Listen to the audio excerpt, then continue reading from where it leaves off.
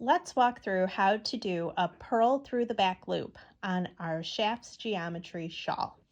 Now before I show you the stitch on our shawl, I'm going to demonstrate it for you on a thicker yarn that I have here. So when we knit through the back loop, we put in our needle into the stitch and pointing out the back so that we can work through this back loop. And we wrap our yarn and pull it through. Now a purl through the back loop is the opposite of that movement, which trips people up a little bit sometimes. So what I'm going to do first is I'm going to move my yarn to the front of my work.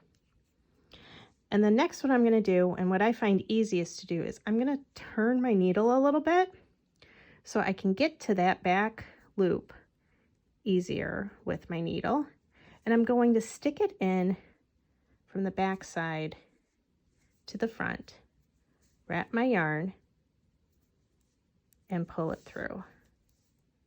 And you can see that it twists the stitch, but it's got that purl ridge to it. So let's try that again. So I have my needles here. I'm going to purl through the back loop. I'm going to turn my right needle just a little bit so both legs of the stitch are facing me. I'm going to stick my needle from the back side of the stitch through the center, wrap my yarn, and pull through. My nice little purl stitches there. It may take a little practice to get the hang of this particular stitch, but I kind of like it because it's a little bit different. It makes me focus a little bit more on my knitting, and it's kind of fun. I'll show you one more time on this yarn. So I have my needles here, twist it so that I'm looking at the stitches, insert my needle from the opposite side, wrap my yarn, and pull it up. So now let's try that on our Shafts Geometry Shawl. Right now I'm working on the right side of the shawl, and our pull through the back loop is on this last stitch. I've got a few stitches to the end here.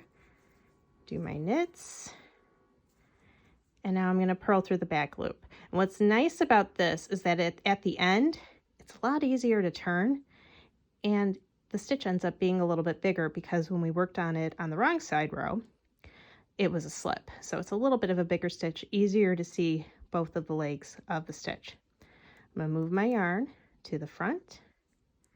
I'm going to let it hang here for a minute so you can see this better. I'm going to turn that stitch so it's facing me more. Put my needle through, coming from the back to the front, through that back loop, wrap my yarn, and pull it through. And you can see with our slips and our pull through the back loop, we have this nice, fun, loopy chained edge on our shawl.